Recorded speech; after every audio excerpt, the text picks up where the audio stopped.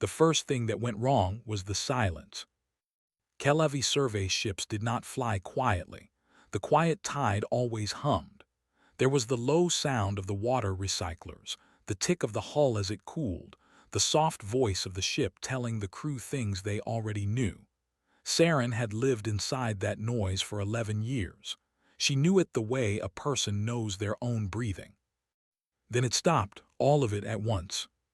She was in the mapping bay with her hands inside an open panel when the sound died. She did not even look up. She just said, "Ovek." "I see it," Ovek said from the sensor station. His voice had gone flat. "Something is in the system with us. It shut down our active systems from outside." "That is not possible." "I know what is possible," Ovek said. "I am telling you what happened." The quiet tide had come to Dries to do boring work. Dries was a moon. It was cold, it had almost no air, and it had a 14-hour night. Nobody wanted it. The Concord had sent a 12-person team to measure its ice and write a report that maybe 40 people would ever read. That was the job. That was all it had ever been. The first strike came 8 seconds later. It hit the ship near the rear, where the fuel lines ran. Saren was thrown into the panel she had been working on and felt something in her shoulder tear. The lights came back as red emergency strips. The ship began to scream now, all the alarms at once, as if it had been holding them in.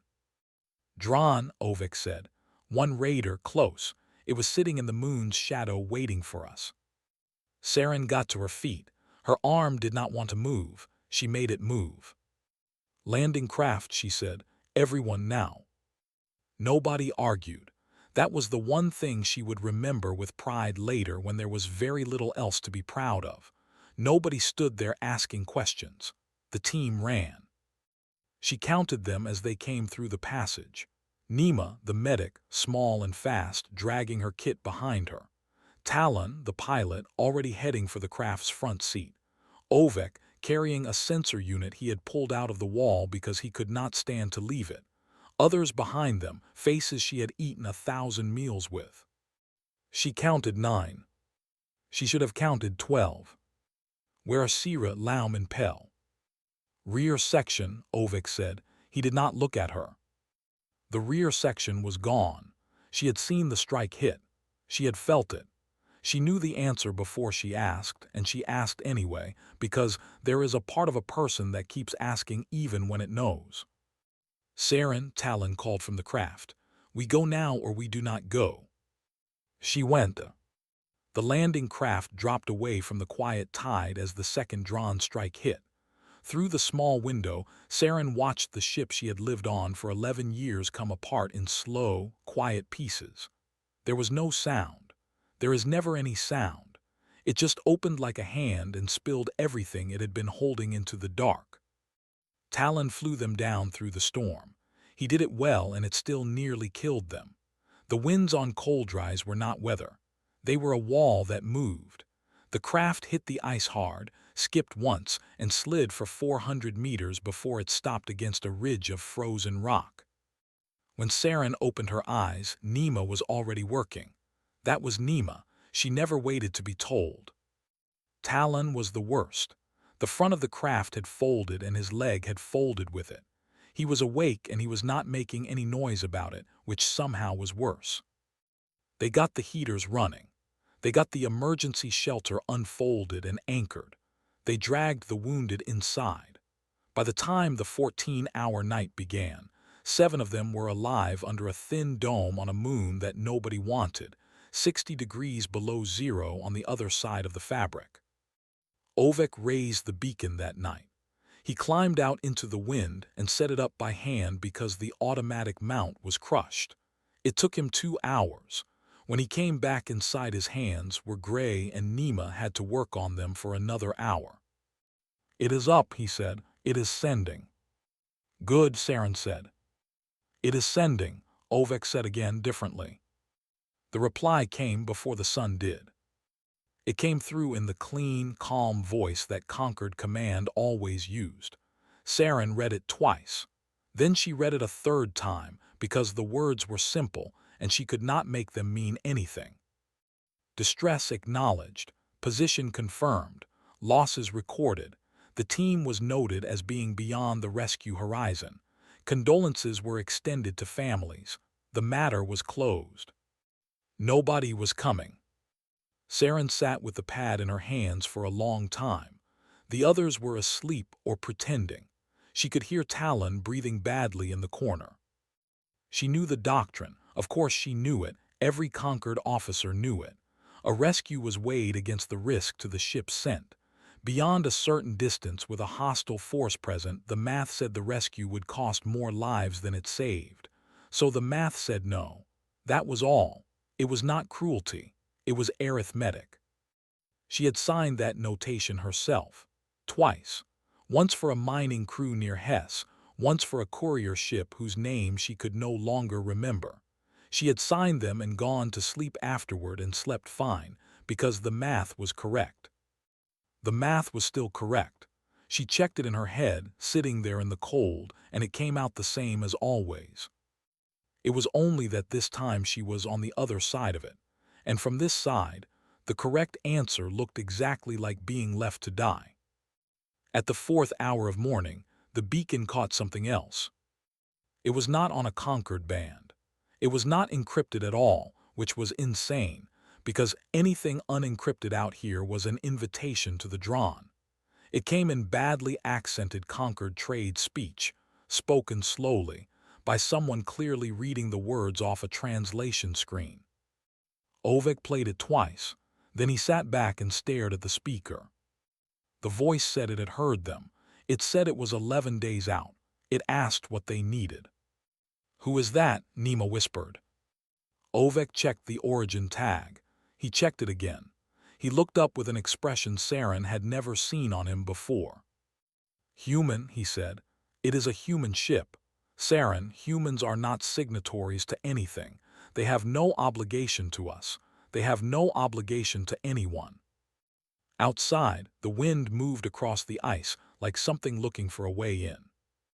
"Then why," Saren said slowly, "are they 11 days out? Ore was worth money.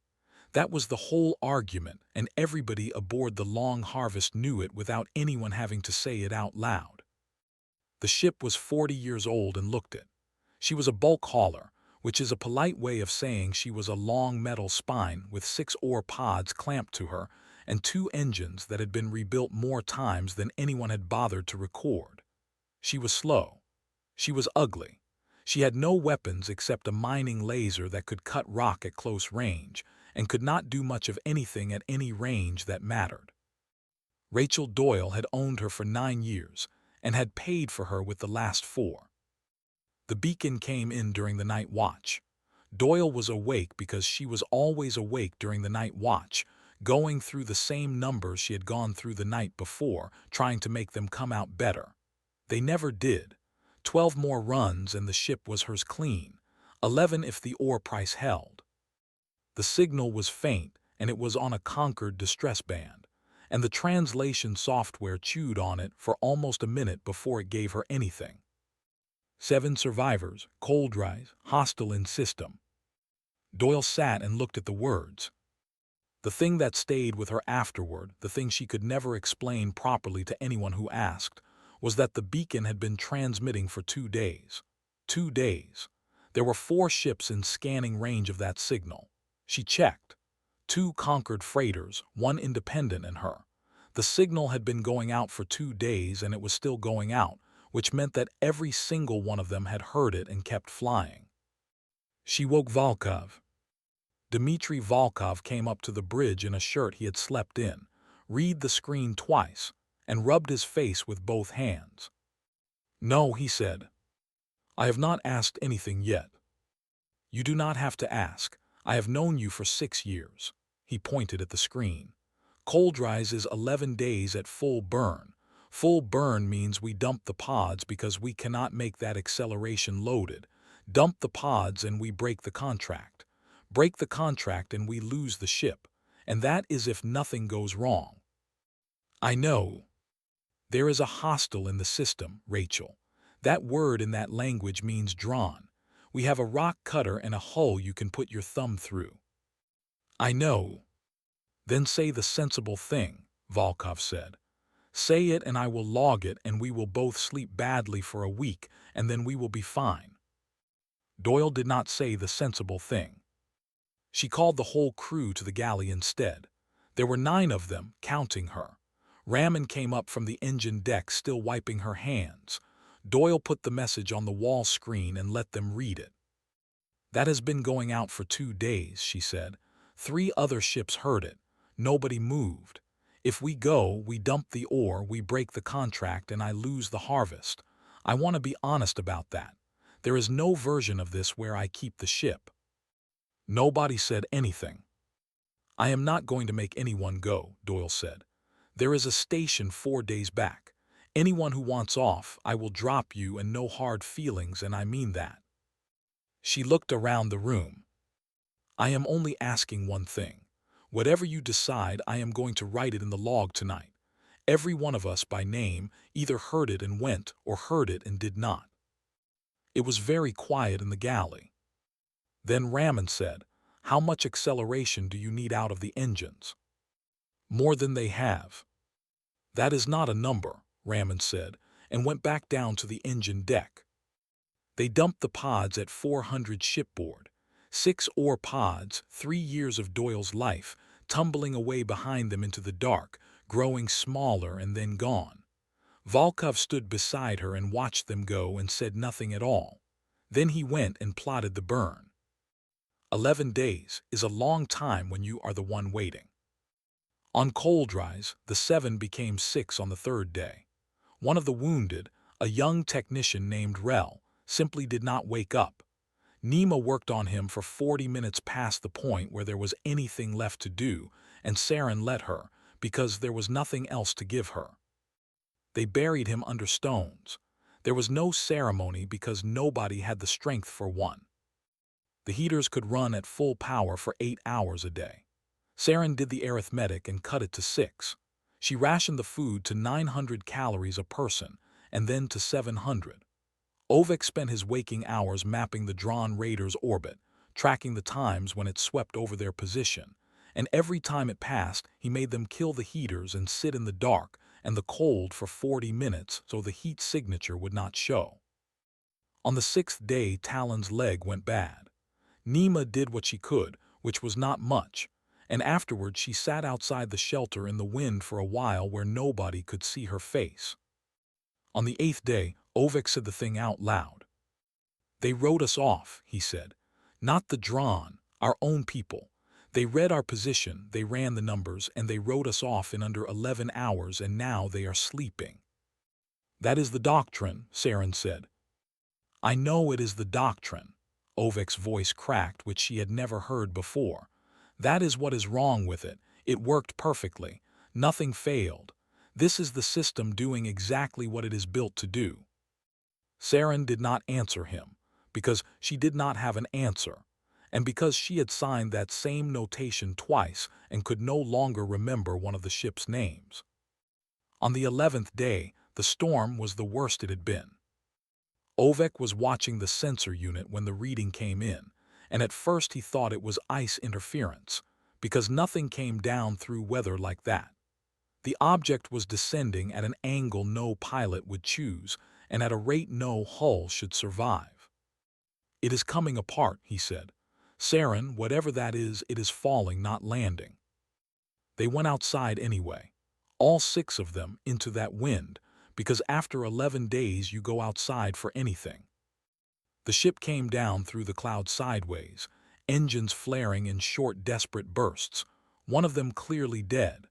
It hit the ice about 600 meters out, bounced and slid, and threw up a wall of white that the wind tore apart in seconds.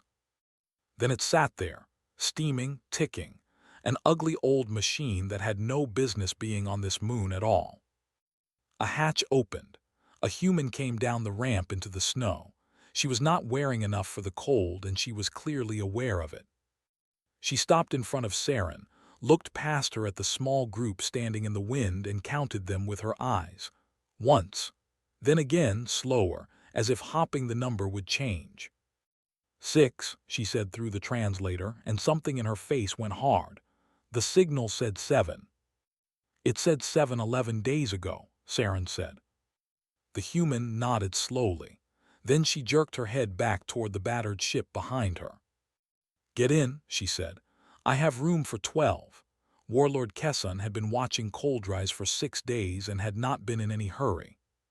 He was a patient hunter. This was known about him, and he had worked to make it known. Any drawn commander could burn a ship out of the sky.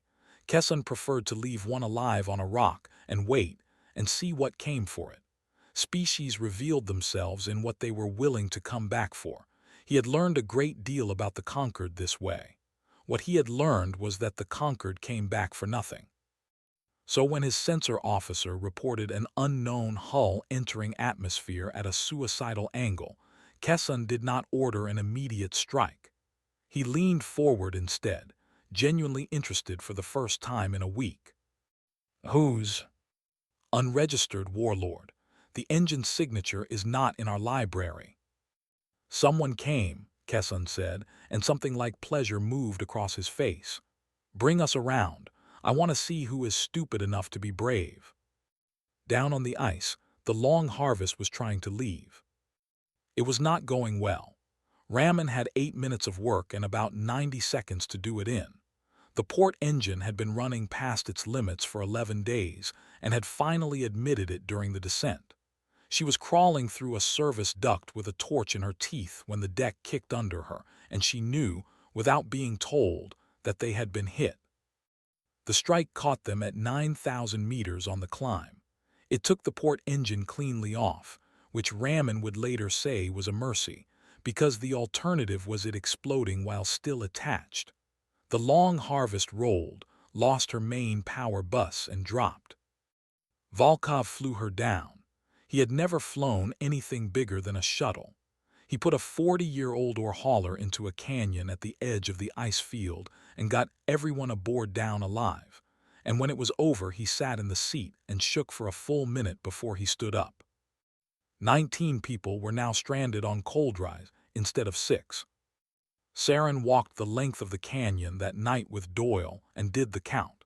And then she said the thing she had been holding since the moment they hit. You should not have come. Probably not, Doyle said. No, listen to me. Saren stopped walking. Your ship is dead, your crew is here now. There were 6 of us and 13 of you. You did not improve anything. You made the number worse. Doyle looked at her for a while. Is that how your people would put it? That is how my people would put it, Saren said. That is exactly how they would put it. That is how they did put it. I have the message. Huh, Doyle said, and started walking again. That was all. That was the entire response. Saren stood in the canyon and felt something turn over in her chest that she did not have a word for. Because the next part should have come. Saren knew the next part. There were now 2 groups on this rock, one of them wounded and useless, one of them still able to work, and the correct move was obvious to anyone who had been raised on conquered doctrine. You separate. You take the working people and the working parts and you go, and you leave the liability behind, and you write the notation later and you sleep fine because the math was right. She waited for Doyle to suggest it. 2 days passed. Doyle never suggested it. Nobody on that ship ever suggested it. It seemed not to have occurred to a single one of them, and Saren began to understand, slowly and uncomfortably, that they were not being noble about it.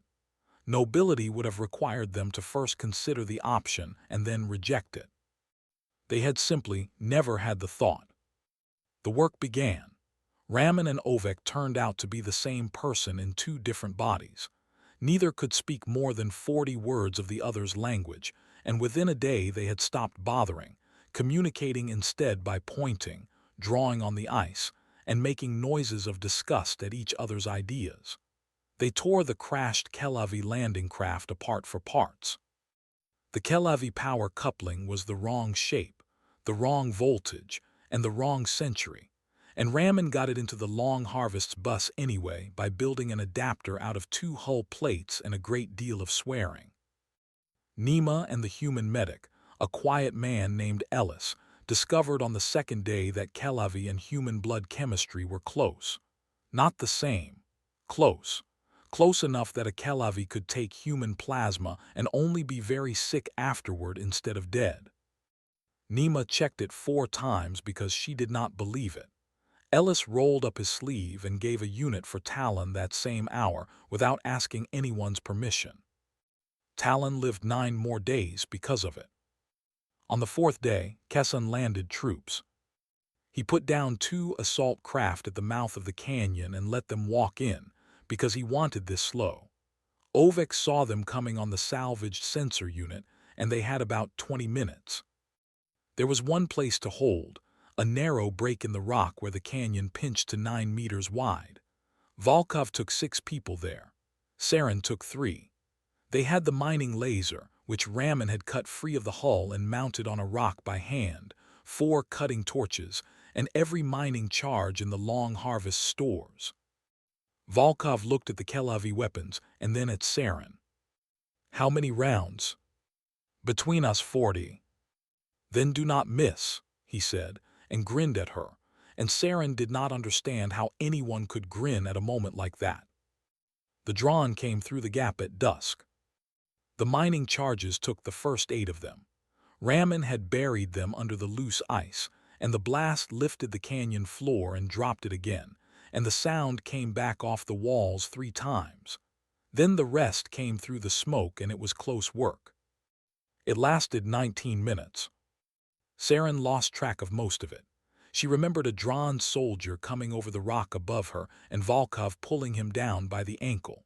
She remembered the mining laser burning a hole through 2 of them at once and then dying, permanently, in a shower of sparks.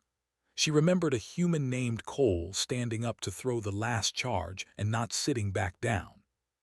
The drawn pulled back. They left 11 dead in the gap. 2 humans died. Cole and a woman named Hart from the cargo deck who had never held a weapon before in her life. And Talon died. He had crawled out of the shelter on his ruined leg without telling Nima and taken a position in the rocks where he could cover the retreat, and he had done it well and he had done it right up to the end. They found him afterward with his weapon empty. Nima did not cry. She sat with him for an hour and then went back to work on the wounded, and Saren thought that was somehow the worst thing she had seen on this moon. That night, Doyle went to the wreck of the bridge and opened the emergency band. "There is no point," Volkov said behind her. "We are 4 months from human space." "I know. Nobody is listening on that band." "I know that too," Doyle said, and sent it anyway, because she had a crew and a name, and she was going to say both out loud even if the only thing that ever heard it was the dark. The reply came in 4 minutes and 11 seconds. Doyle stared at the screen. Volkov leaned over her shoulder and stared at it with her. It was not a condolence. It was not an acknowledgement. It was 6 words in plain human speech from a relay station whose existence Doyle had never once had any reason to think about. "Hold position. Fleet is already moving." 31 years earlier, a committee on Earth had argued for 9 months about a fleet that everyone agreed would probably never be used. The argument was simple. Humanity was small. Humanity was new. Humanity had 4 colonies, no allies and no enemies worth the name, and building warships to sit idle was an expensive way to be afraid of nothing. The other side of the argument was equally simple, and it was made by a woman whose brother had died on a mining station waiting for a rescue that got approved 8 days too late. Her side won by 2 votes.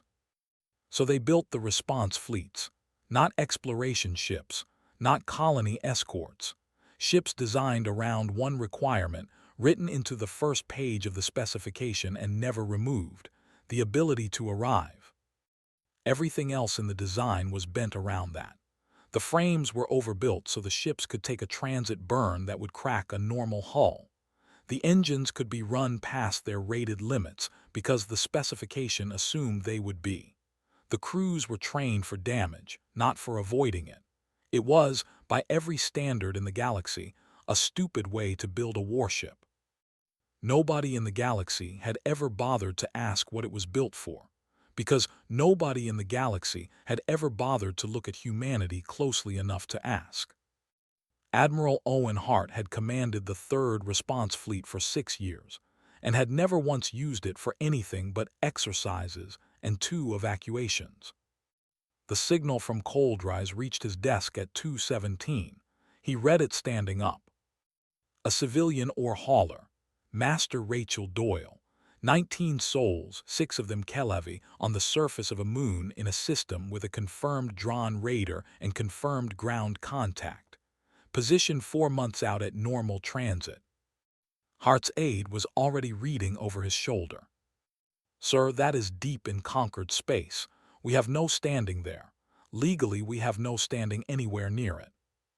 Has the Concord moved? The aide checked. It took her a moment. Concord Command logged the original Kelevi distress 12 days ago, sir. They filed it beyond the rescue horizon. It is a closed file. And the humans? There is no human obligation, sir. The Harvest is an independent hauler. She is not under contract to anyone. Hart nodded slowly. Then he did the only thing that had ever really been going to happen, and the strange part, the part that would confuse every alien analyst who studied the recording afterward, was how ordinary it looked. He did not make a speech. He did not agonize. He picked up the internal line the way a man orders his lunch. 3rd Fleet, all ships. Transit burned to Dries, no deceleration profile except structural. We are going to be late as it is. The aide, who was young, said, Sir, no deceleration profile means we arrive with hull damage across every ship in the fleet. Yes. For 19 people. Hart looked at her, and it was not unkind, and it was not a lecture. What number would you like it to be? He said. Give me the number where we stay home, and I will write it down, and then that will be the number forever, every time, including the time it is you. She did not have a number. Nobody ever does. That was the whole thing, and it had taken a committee 9 months and 2 votes to say it out loud, and after that it was just a fleet. 14 ships lit their engines that morning and did not throttle back. On Dries it was the 17th day, and things were coming apart. The heaters were down to 4 hours. Nema had used the last of the human plasma. Of the 19, 3 were dead and 5 could not walk, and the food had reached the point where Doyle had quietly stopped eating and had been caught doing it by Volkov, who told the cook, who fixed it without saying a word to anyone. Kessun had stopped sending troops in. He did not need to. He simply landed a spotter unit on the high ridge and let them sit there, watching, so that every person in the canyon knew they were being watched. It was cheaper than fighting, and it worked better. Saren found Nema in the ruined cargo bay on the 17th night, sitting with her back against a bulkhead. You should sleep. You should tell me the truth, Nema said. Saren sat down. About what? About the message, the first reply on the first night. Nema did not look at her. Ovek told me a week ago. I did not believe him. I have been waiting for you to say it, and you have not said it, and now I am asking. So Saren told her. She told her about the rescue horizon, about the risk calculation, about the 11 hours. She told her that the file was closed, that their names had already gone to their families, that as far as the Kelevi Concord was concerned, they had been dead for 17 days and the paperwork was finished. And then, because there was no reason left not to, she told her about Hess, about the mining crew, about the courier ship whose name she could no longer remember, and about how she had signed both notations and slept fine afterward. Nema listened to all of it without moving.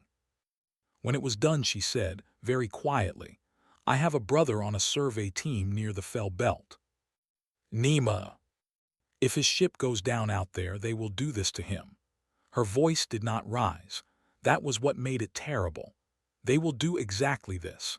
Someone like you will read the numbers and sign the form and go to sleep, and my brother will sit on a rock and wait for 11 days, and the wrong people will come." She got up. "The wrong people came for us too," she said. 13 strangers with no reason. 3 of them are dead now. Their ship is dead. Nobody made them. Nobody will thank them." She was crying now, finally, and she was furious about it. "Explain that to me with arithmetic, Saren, please. I want to hear it." Saren could not. At 3:40 the following morning, Warlord Kessun lost his patience and ordered an orbital strike on the canyon. It was not a difficult decision. He had wrung everything interesting out of this hunt. The ship on the ice had turned out to be a freighter, which was disappointing, and its crew had turned out to be more difficult than a freighter crew should be, which was mildly interesting but not worth another week. He gave the order and turned to leave the bridge. The order was never executed. His sensor officer made a sound behind him. It was not a report. It was the sound a person makes before they can find words. Warlord translation, system edge. "How many?" 14. Kessun came back to the display and looked, and for the first time in his life, he could not immediately make sense of what he was seeing. "Their approach vector is wrong," the sensor officer said. "Warlord, they have not decelerated. They are not decelerating. They came through the transit at full burn and they are still at full burn. That would tear the ships apart." "Yes, Warlord." "Then they are dying." "No, Warlord." The officer's voice had gone very strange. "They are venting atmosphere and their frames are reading damage across all 14 hulls and they are holding formation. It is not a failure. Warlord, I think they meant to arrive like this. I think the ships are built to do it." Kessun stood there for a long moment in the light of the display, looking at 14 ships that had crossed 4 months of space in 18 days and broken themselves to do it, coming in hard toward a moon that nobody wanted, for 19 people that nobody had counted. "Who are they?" he said. Nobody on his bridge could tell him. There is a rule in ship-to-ship combat, and every species in the galaxy follows it. The rule is distance. You fight at range, you use your speed, and the moment your damage passes a certain point you disengage, because a dead ship saves nobody and a damaged ship that escapes can be repaired. Every navy in known space teaches this. The drawn teach it. The conquered teach it. It is not cowardice. It is simply true. The third response fleet came in at 11,000 kilometers and kept closing. Kessun's first thought was that they had lost control of their approach. That was reasonable. Ships that did not decelerate through transit were damaged ships, and damaged ships did strange things. He ordered his raiders to spread and open fire at optimal range and expected the human formation to break apart on its own. It did not break apart. It came through the fire and it kept coming, and at 4,000 kilometers, Kessun understood that the humans had never intended to fight at range at all. The first human destroyer died at 2,000 kilometers. It took 3 raider strikes to the forward section and came apart, and Hart, watching from the flagship, said nothing and did not alter the fleet's course by a single degree. His flag captain looked at him. "Sir, we are inside their optimal envelope. Standard doctrine is to pull back to 8,000 and use the reach." "Whose standard doctrine?" "Everyone's, sir." "Then everyone's raiders are configured for a fight at 8,000 kilometers, Hart said. "Take us to 500. At 500 kilometers, a drawn raider cannot use its long guns without hitting its own screen. At 500 kilometers, everything becomes short and ugly and fast, and the only thing that decides it is which crew is willing to stay in it longer. That was the human advantage. It was not better weapons. Kessun's guns were better and everyone in that battle knew it. It was not better sensors or faster ships or stronger shields. It was that the humans had built ships that could survive being wrong, crewed them with people trained to keep working while the hull opened, and then declined to leave. The battle above Dries lasted 51 minutes. The Third Fleet lost 2 destroyers and had 11 ships damaged badly enough that 4 of them would never fly again. Hart did not withdraw at the 30% mark, which is where the conquered withdraws. He did not withdraw at the 50% mark, which is where the drawn withdraw. There was no mark. His officers kept expecting one, and it never came. And after a while they stopped expecting it and simply fought, which is a thing that happens to a crew when it works out what its commander actually is. Kesson's flagship was killed by the frigate Ellen Ray, which had already lost both engines and all main weapons, and had nothing left except mass and momentum. Her captain asked permission. Hart gave it. The Ray put herself through the spine of the drawn flagship at 400 meters per second, and nothing came out of either of them afterward. 40 seconds later, the surviving drawn raiders broke formation and ran. Hart did not pursue. His flag captain, who had spent an hour learning that he did not understand his own admiral, asked why, and Hart answered while reading the surface reports. "Because we did not come here for them. Get the shuttles down." The shuttles came through the atmosphere while the sky was still burning. In the canyon, the survivors had spent 51 minutes watching light move across the clouds and not knowing what any of it meant. Ovek's salvaged sensor could tell them that ships were dying and could not tell them whose. When the first human shuttle broke through the storm, Nima started laughing and could not stop, and Ellis had to sit her down. The loading was fast, and it was not fast enough. There were 16 people left, and 5 of them could not walk. The drawn spotter unit on the ridge, which had nothing left to report to and knew it, spent its last ammunition on the landing zone out of pure spite. Doyle stood at the shuttle ramp and counted. She counted 14 and told the pilot to wait. "Ma'am, we're taking fire." "I know." "Ma'am, my orders are to lift with what I have." "Then your orders are wrong," Doyle said. "There are 2 more coming out of the far shelter and they cannot walk fast. Wait." It took 9 minutes. In those 9 minutes, the second shuttle took a hit on the ground and burned with 3 crew inside it. Doyle would carry that for the rest of her life and would still, every time she thought it through, have made the same call, and that is a thing that is easy to say and very hard to actually be. The last 2 came out. Volkov carried one and Saren carried the other. The ramp closed and the shuttle lifted, and Dries fell away below them, white and empty and nothing. A moon nobody had wanted that had now cost the lives of more than 20 people. Saren sat across from Doyle in the shuttle bay. Neither of them had anything left in their face. "Your fleet lost ships," Saren said. "Up there I saw the light." "Probably." "For 6 of us." Saren's voice was not accusing. It was something worse. "There were 6 Kelavi. My own government looked at 6 and ran the numbers and stopped. Your government looked at 6 aliens and 13 humans it does not employ and broke 14 warships getting here." Doyle rubbed her eyes with the back of her wrist. "You keep doing that," she said. "Doing what?" "Saying the number like it explains something." "It is the only thing that does explain something," Saren said. "It is how decisions are made. There is a cost and there is a value and you weigh them. That is not cruelty. That is how anyone functions.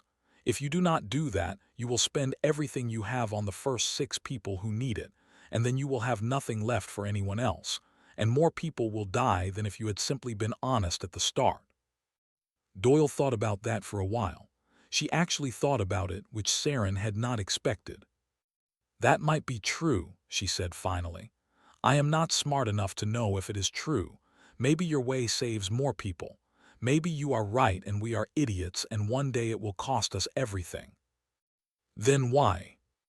"Because I heard you," Doyle said. Saren waited for the rest.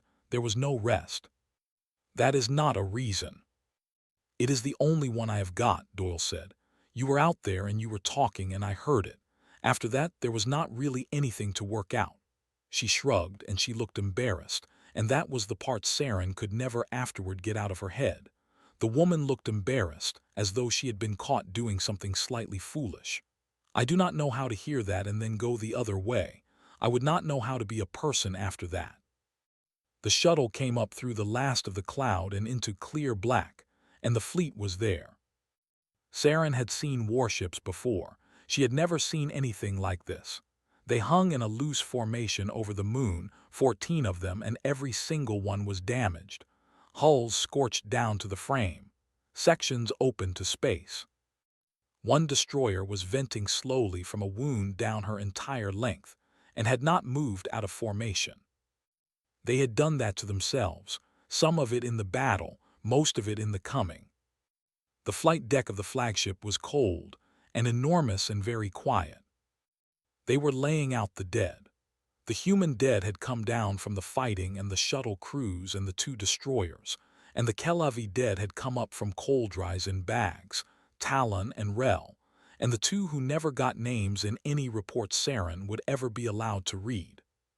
She stood at the edge of the deck and watched, and it took her a long moment to understand what was bothering her about the arrangement. They were in the same rows. Nobody had put the Kelavi to one side. Nobody had made a separate space, or a second ceremony, or a note in a different file. Human crew were carrying Kelavi bodies and setting them down beside their own with the same slowness, and someone was going along the rows with the same gray cloth, covering all of them in order, without stopping to check which was which. Saren stood there in the cold of that deck for a long time. Then she went and found a terminal and asked for a copy of the fleet's casualty list, and a Kelavi officer had never asked a human for anything before, and the crewman just printed it and handed it to her without asking why. The debriefing room at Ivel Station had one window, and it looked out on nothing in particular. There were 3 officers behind the table. Saren had expected 1. 3 meant the matter had gone up, and had come back down as a problem to be managed rather than a report to be filed. The senior of them was named Doran. He had been in the service 40 years, and he had the pleasant, tired face of a man who had solved a great many awkward things quietly. "You have had a difficult time," he said. "Nobody disputes that. Nobody is going to make this harder than it needs to be." "Thank you. We will need a statement, of course. The recommendation from analysis is that the incident be recorded as a survey loss with an unusual recovery outcome. Clean, short. It goes in the file and you go on leave, and in 6 months you take a posting somewhere warm." He smiled slightly. "You have earned somewhere warm." "The notation was correct," Saren said. Doran blinked. "I am sorry." "The notation, on the first night. It was correct under doctrine. I have checked it. Any officer would have signed it. I would have signed it." She kept her hands flat on the table. "I want that on the record before anything else, because I do not want anyone thinking this is about a mistake. Nothing failed. The system worked exactly as designed.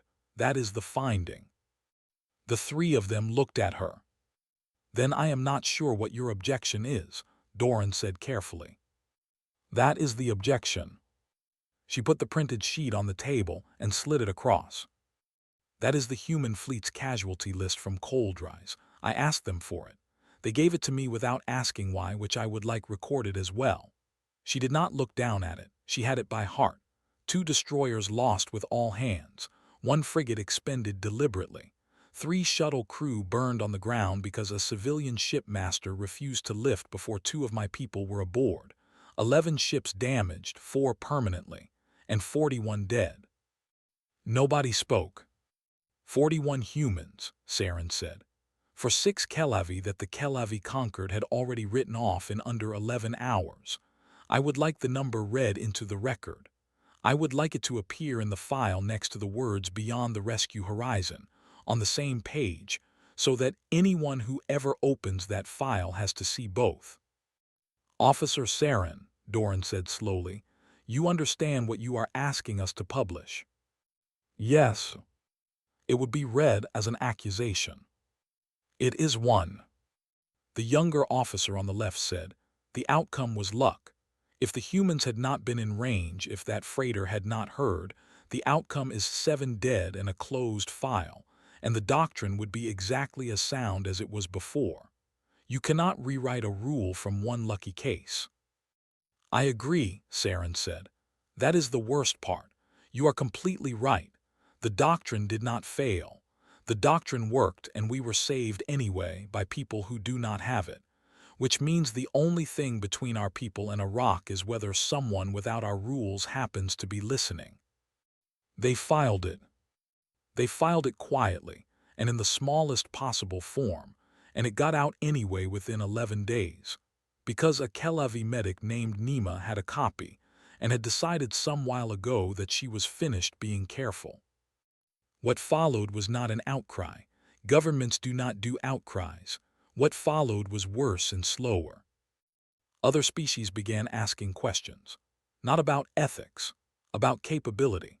The drawn analysis of the engagement leaked and was read in 9 capitals, and what it said was that 14 human warships had crossed 4 months of space in 18 days by accepting damage no navy would accept, had fought inside the range where every doctrine says to withdraw, and had not withdrawn, for 19 people of no strategic value whatsoever. Humanity had been assessed for 20 years as economically useful and militarily negligible. That assessment was quietly revised. The new word used in the Concord's strategic summary was not dangerous. It was unpredictable, which in the language of governments is considerably worse, because a dangerous species can be modeled, and a species that will do that for 19 ore haulers cannot. Nobody attacked human space that decade. Nobody could work out what it would cost. Rachel Doyle lost the long harvest. There had never been any question about that. The wreck was still on Dries and would be there when the moon was old. She was given a commission she had not asked for and did not want, in a service that did not exist yet, and she took it because Volkov told her that if she did not take it, they would give it to someone who had never had to make that 9-minute decision on a burning landing zone. Priya Raman cut a square of hull plate out of the harvest before they left. It had her own weld on it, an ugly one, from a repair she had done in a hurry 11 days out from Dries. She kept it on a shelf for the rest of her life and never once explained it to a visitor. The Joint Rescue Service was announced 14 months later. The Concord signed it because the political cost of refusing had become higher than the cost of agreeing, which is the honest reason most good things get built. Nima went into it on the first intake. Ovek followed her, complaining the entire way, and served 19 years. Saren was not offered a warm posting. She was given a station command at the edge of the Fell Belt, which is a punishment dressed as a promotion, and she took it, and she was good at it. She was still there 18 months later when the alert came in from a Concord survey team that had gone down beyond the belt with a hostile in the system. Her operations officer brought her the numbers. He had already run them because he was efficient. 4 ships to reach them in time, he said. Hostile confirmed. Under doctrine, this is past the horizon, ma'am. The notation form is already on your console. You only have to sign it. Saren looked at the form. It was the same form. Nothing about it had changed. She had signed 2 of them before Dries and had slept fine and had forgotten the name of one of the ships. How many people are down there? 9, ma'am. Send 6 ships, Saren said. The operations officer stood very still. Ma'am, 6 is more than the situation supports. That is most of the station's strength for 9 people. Yes. May I ask what number you are working from? There is no number, she said. Send the ships. Old Doran was on the station that month, on his way to a retirement nobody would attend. He read the order that evening and came to find her, and he stood in her doorway with the pad in his hand and a genuinely puzzled expression, because he had known her a long time. 6 ships, he said, for 9 surveyors. Saren, where in the stars did you learn to do arithmetic that badly? Saren was watching the display, where 6 small marks were pulling away from the station toward a rock at the edge of the belt. From a woman who dumped 6 pods of ore into the dark for 7 strangers she had never met, she said. It cost her the ship. It cost her 3 of her crew. She could not tell me why she did it, and I asked her twice. Then it was not arithmetic at all, Doran said. No, Saren said.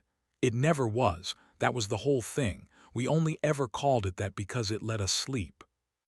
Outside the window, the 6 ships lit their engines together and went out, hard into the black, toward 9 people who did not yet know that anyone was coming.